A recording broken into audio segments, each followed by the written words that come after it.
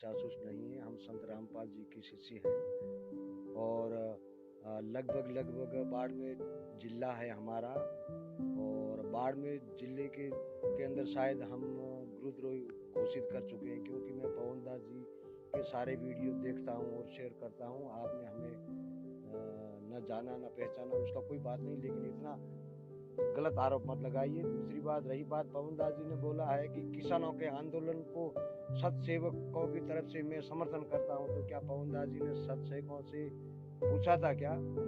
जब महेंद्र भगोड़ा की टीम कांग्रेस और बीजेपी को सपोर्ट करती है, तब वही पवन दास जी कहते हैं कि कितना पैसा लिया इन्होंने, करोड़ों रुपये लिया है इनका भक्तों से सपोर्ट कराने के लिए। तो मैं आपसे पूछता हूँ पवन दास जी के आपके माध्यम से पवन दास जी को, कि पवन दास जी ने कितना रुपया लिया नकली किसान आंदोलन का समर्थन करने के लिए? सच्चाई। बंदी छोड़ सतगुरु रामपाल जी महाराज जी की जय हो। सत्साई भगत जी, देखिए आप भी अपनी जगह सही हो सकते हैं, और दास ने जो किया है मैंने अपनी जगह बिल्कुल अपने आप को सही मान के किया है, और इसमें कोई सहमत है या नहीं है इसमें कोई बड़ी बात नहीं है। सबके अपने अपने विचार हैं, व्यक्त करने की सबको स्वतंत्रता है। और मैंने यहाँ पे ना तो किसी राजनीतिक पार्टी का समर्थन किया है, और समर्थन भी मैंने कोई शारीरिक रूप से नहीं किया है। उस पंपलेट में स्पष्ट तौर पे लिखा हुआ है, केवल सोशल मीडिया पे उनका समर्थन कि हाँ उनकी बात सरकार तक जानी चाहिए, और जो अपने हक की लड़ाई जो किसान आज लड़ रहा है, हक उसे मिलना चाहिए, क्योंकि इस देश में ज़्यादातर परिवार किसान से संबंधित है। और राजनीतिक पार्टियों का जो समर्थन किया जाता है, जो सतलोक आश्रम मैनेजमेंट हरियाणा ने किया था भगत जी, वो अपने निजी स्वार्थों के लिए किया जाता है। बिना निजी स्वार्थों के कोई भी व्यक्ति किसी भी राजनीतिक पार्टी का समर्थन नहीं करता है, और ना ही कोई किसी राजनीतिक पार्टी का कोई सदस्य बनता है। फिर सतलोक आश्रम मैनेजमेंट हरियाणा ने जाट आरक्षण का समर्थन किया, तो आरक्षण की मांग भी एक वर्ग विशेष की अपनी निजी आवश्यकता थी, वो भी उनका स्वार्थ था। तो भगत जी, ना ही तो मैंने कोई किसी के साथ कोई आरक्षणबाजी का समर्थन किया कि वही जो बेचारे किसान हैं वो आरक्षण की मांग कर रहे हों ताकि मैंने उनका समर्थन किया हो, और ना ही ये जो किसान हैं ये बेचारे कोई राजनीतिक पार्टी से संबंधित हैं जो किसी राजनीतिक पार्टी को बढ़ावा देने के लिए, जिताने के लिए आंदोलन कर रहे हों। और इस देश का 80% व्यक्ति किसान परिवार से संबंधित है, और किसान अर्थात खेती बाड़ी से, कृषि से पूरा देश, पूरी दुनिया चलती है, क्योंकि उसको अन्नदाता कहा जाता है। वो अन्न का उत्पादन करता है भाई, और उससे यदि अपने अन्न की वास्तविक मूल्य नहीं मिलता है तो उसको प्रोटेस्ट करने का अधिकार है। भारतीय संविधान में लिखा हुआ भाई, एक व्यक्ति भी अहिंसात्मक रूप से आंदोलन कर सकता है। और यहाँ पे जब लाखों किसान अपने हक की लड़ाई लड़ रहे हैं, सरकार उनको रोक रही है, तो भगत जी फिर आप किसका समर्थन करोगे? आप किसान ना ही तो झूठ है, ना आरक्षण के लिए लड़ रहा, ना राजनीति के लिए लड़ रहा, ना वो सरकार से कुछ मांगने के लिए लड़ रहा। आप इन पहलुओं पे विचार तो करो। बगैर सोचे समझे आप लोग कुछ भी बोल देते हो भैया। किसान किस लिए लड़ रहा है? किसान को पहले जो छूट थी वो भी सरकार ने उससे वापस लेनी चाहिए। भाई आप भगत जी, आप कोई मजदूर हो और आप किसी के घर पे कोई काम करने जाते हो, आप मान लीजिए लाइट फिटिंग का काम करते हो, और आप किसी के घर पे लाइट फिटिंग का काम करने जाते हो, तो ये आपका हक बनता है कि आपने वहाँ पे कितना काम किया, उस हिसाब से आप उसको पैसे बताओगे। अब आपने वहाँ पे काम तो किया 24 घंटे, और वहाँ की जो सरकार है वो ये कहे कि नहीं साहब, आपने इसके घर पे जो लाइट फिटिंग का काम किया है उसका रेट हम फिक्स करेंगे कि आपको मात्र 100 रुपये मिलने चाहिए 24 घंटे के। तो आप क्या करोगे? आप या तो काम करना छोड़ दोगे, या फिर आप उसके लिए आंदोलन करोगे कि मेरा जो हक है, मेरी जो मेहनत है वो मुझे मिलनी चाहिए। तो किसान जो अपनी फसल उगाता है, क्या क्या सरकार जाके किसान के खेत में पानी देती है, खाद देती है, बिजाई करती है, कटाई करती है, मेहनत करती है? किसान अपनी मेहनत करता है, किसान की खुद की ज़मीन है, खुद वो अन्न उपजाता है, खुद अन्न पैदा करता है, तो किसान को अपनी फसल का मूल्य निर्धारित करने का अधिकार है। जैसे आप मार्केट में मान लीजिए आप कोई मतलब चाय बेचते हैं, आप कोई पकौड़े बेचते हैं, आप कोई सेव संतरे बेचते हैं, तो रेट फिक्स करने का अधिकार किसको है भैया? आपको अधिकार है कि आप जिस क्वालिटी की चाय बनाओगे वैसी आप अपनी दुकान पे रेट रखोगे।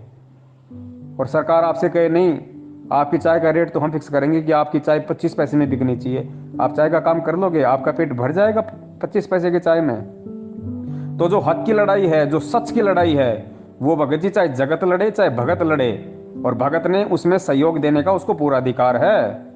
और यही कारण है आप लोग चिल्ला रहे हो पूरी दुनिया के सामने, आप लोगों को पता है 6 साल हो गई चिल्लाते चिल्लाते गले का पानी सूख गया। क्या कोई भी जगत का व्यक्ति संत रामपाल जी महाराज जी के समर्थन में आया? कोई नहीं आया ना। क्यों नहीं आया? क्योंकि हमने कभी किसी जगत वाले का उसके हक और उसके सच के साथ जो लड़ाई लड़ रहा है हमने कभी साथ दिया ही नहीं। नहीं, हमारे पास तो भगवान है, हमें क्या जरूरत है, हमें क्या मतलब है, जो करेगा सो भरेगा। अब जो करेगा सो भरेगा, तो आज कौन खड़ा है तुम्हारे साथ में? कल को आप अपनी औरत को या अपनी बहन बेटी को लेके बाजार में या कहीं और जा रहे हो, किसी ऐसे सुनसान रास्ते से आप जा रहे हो मोटरसाइकिल पे, और रास्ते में 3-4 लड़के आ गए, गुंडागर्दी करने लग गए, आपकी बहन बेटी के साथ में बदसलूकी कर रहे हैं, और आप अपने हक के लिए, आप सच्चाई के लिए आप उनसे लड़ रहे हो, और वो 3 है, आप अकेले हो, और पास में 2-4 आदमी और खड़े हों, तो क्या आपका मन नहीं होगा कि वो लोग आपका हेल्प करें, वो लोग आपकी सहायता करें? आप नहीं चाहोगे? और यदि वो लोग आपकी सहायता नहीं करेंगे तो फिर आपके ऊपर क्या बीतेगी? आप समाज में ये कहोगे ना कि दुनिया से तो सच्चाई का नामो निशान खत्म हो गया, सच कहना तो गुनाह हो गया, ईमानदारी दुनिया में रहे ही नहीं। वहां लोग मेरी बहन बेटी को छेड़ रहे थे, मैं अकेला लड़ रहा था, 4 आदमी देख रहे थे, मेरी गलती भी नहीं थी, फिर भी कोई कुछ नहीं बोल रहा था। तो वही स्थिति तो अब आप लोगों के साथ हो रही है। किसानों का समर्थन हम क्यों ना करें? हम कोई इस देश से बाहर हैं? हम कोई इस दुनिया से बाहर हैं? किसान जो अन्न उपजाता है, तो क्या हम अन्न नहीं खाते? हम क्या भगत जी पत्थर खाते हैं? और जो व्यक्ति अपने हक की लड़ाई लड़ रहा है, जो सच की लड़ाई लड़ रहा है, जिसका कोई स्वार्थ नहीं है, ना कोई आरक्षण मांग रहा, ना कोई राजनीतिक पद मांग रहा, ना सरकार से नौकरी मांग रहा, ना सरकार से हराम के पैसे मांग रहा, वो किसान अपना हक मांग रहा है। और यदि कोई व्यक्ति अपना हक मांगता है, यदि कोई सत्य की लड़ाई लड़ता है, तो गुरुदेव ने कभी मना नहीं किया कि तुम उसका साथ दो। अब गुरुदेव तुम्हें यह भी नहीं कहेंगे कि तुमने उनका साथ देना है। ये ज्ञान आधार की बात होती है, या आदमी के स्वयं के विवेक की बात होती है, ये कॉमन सेंस की बात होती है। और जिस व्यक्ति में संत रामपाल जी महाराज जी का भगत होके इतनी भी कॉमन सेंस नहीं है, तो धिक्कार है उस व्यक्ति का ये भक्ति करने का और ये कहने का कि मैं जगत गुरु तत्वदर्शी संत रामपाल जी महाराज जी का भगत हूँ। अरे जो तत्वदर्शी संत का भगत होता है उसके तो चारों आंखें खुल जाती हैं, 2 तत्व ज्ञान वाली और 2 ये आंखें जो पहले हम लोग अच्छे से नहीं देख पाते थे, सही बुरे का निर्णय नहीं कर पाते थे, वो आंखें अब सही बुरे का निर्णय भी करेंगी इस ज्ञान आधार से। और तत्व ज्ञान वाली आंखों का तो कहना ही क्या। तो ये कहना भगत जी कि जब सतलोक आश्रम मैनेजमेंट वाले बीजेपी का या कांग्रेस का समर्थन करते थे, तो पवन दास कहता था कि उन्होंने कितने पैसे लिए। अब पवन दास ने किसान आंदोलन का समर्थन कर दिया, तो मैं पूछता हूं कि पवन दास ने किसने पैसे लिए? भगत जी आपका सवाल ही नाजायज है। आपको ये नहीं पता कि आप क्या पूछ रहे हो, आप क्या सवाल कर रहे हो, आप जवाब क्या मिलेगा आपको? आप भगत जी तत्वदर्शी संत के शिष्य हो, थोड़ा शांति से पहले सोचा करो कि मैं क्या शब्द बोलने जा रहा हूं और उन शब्दों का क्या रिएक्शन होगा। परमात्मा कहते हैं कि जिसकी जितनी बुद्धि उतना दे बताए, उसका बुरा मत मानियो, अधिक कहां से लाए। तो बड़े भाई मुझे आपकी बातों का बुरा नहीं लगा, आपके शब्दों का बुरा नहीं लगा, लेकिन जब आप लोग संत रामपाल जी महाराज जी के शिष्य बन के इस तरह की बातें बोलते हो ना, तो दूसरे लोग आपको मूर्ख समझते हैं, बावड़ा समझते हैं, नादान समझते हैं। तो जगत में कम से कम अपनी मूर्खता और अज्ञानता के कारण अपने गुरु की तो हंसाई मत कराओ, उसकी तो बेइज्जती मत कराओ भाई। और तुम लोग भगत होके यदि सच में और हक की लड़ाई में किसी का साथ नहीं दे रहे हो ना, इसीलिए लोग आज तुम्हारे साथ नहीं है। ये दुनिया वाले, तुम्हारे रिश्तेदार तक तुम्हारे से नफरत करते हैं। वो इसलिए नहीं करते कि तुम संत रामपाल जी महाराज जी के शिष्य हो, वो इसलिए करते हैं कि तुम संत रामपाल जी महाराज जी के ज्ञान को आधार बना के नहीं चलते। तुम लोग उनकी शिक्षाओं के विपरीत चलते हो। तुम लोगों का जहां स्वार्थ होता है, जहां राजनीति की बात आती है, जहां आरक्षण की बात आती है, वहां तो जा जाके तुम उनके धरनों में बैठ जाते हो। आनंदपाल जैसे गुंडों की सीबीआई जांच के समर्थन में तुम बैठ जाते हो, 5-5 लाख रुपए के चेक उनके हाथों में कुपात्रों के पकड़ाते हो। और जब एक देश का किसान जो पूरे देश को दिन रात मेहनत मजदूरी करके अन्न खिला रहा है, खुद रात को सर्दियों में पानी देता है, दुनिया के लिए अन्न पैदा कर रहा है, और उस किसान को जब अपने ही जमीन से पैदा किए गए अन्न की सही तरीके से कीमत तक नहीं मिलती है, उसका बेचारे का परिवार तक ढंग से नहीं चलता है, उसकी आवश्यकता की वस्तुओं की जरूरत पूरी नहीं होती है, और वो यदि ऐसे में अपने हक की लड़ाई लड़ता है और तुम भगत होके वो ये कहते हो कि तुमने क्यों उनका समर्थन किया, तो धिक्कार है भगत जी, डूब के मरने की बात है ये संत रामपाल जी महाराज जी के भगत के लिए। अरे विचार करो, थोड़ा बहुत देश दुनिया को भी जाना करो, समाचार भी देखा करो। किसान का अन्न 18 से 20 रुपए किलो मंडियों में बिकता है गेहूं, और एक पार्ले जी का बिस्कुट 5 रुपए का। कितना वजन आता है उसका? 50 ग्राम भी नहीं आता। सोचो वो कितने का बिक रहा है। किसान से मक्का 40 रुपए किसान से मक्का 4,000 रुपए क्विंटल में लेके, और ये बिग बाजार वाले, ये बड़ी बड़ी जो कंपनियां हैं, उनको पीस पास के 2 रुपए की थैली में पैक करके जो 40 रुपए किलो किसान से मक्का खरीदता है, उसका रेट देखना मार्केट में 170 रुपए। उसने क्या मेहनत किया भाई? किसान ने कितनी मेहनत करके मक्का उगाई, कितनी उसकी देखभाल की, अपने खून पसीने से उसकी सिंचाई की। किसान को क्या मिला? मुश्किल से 5-7 रुपए 1 किलो पे।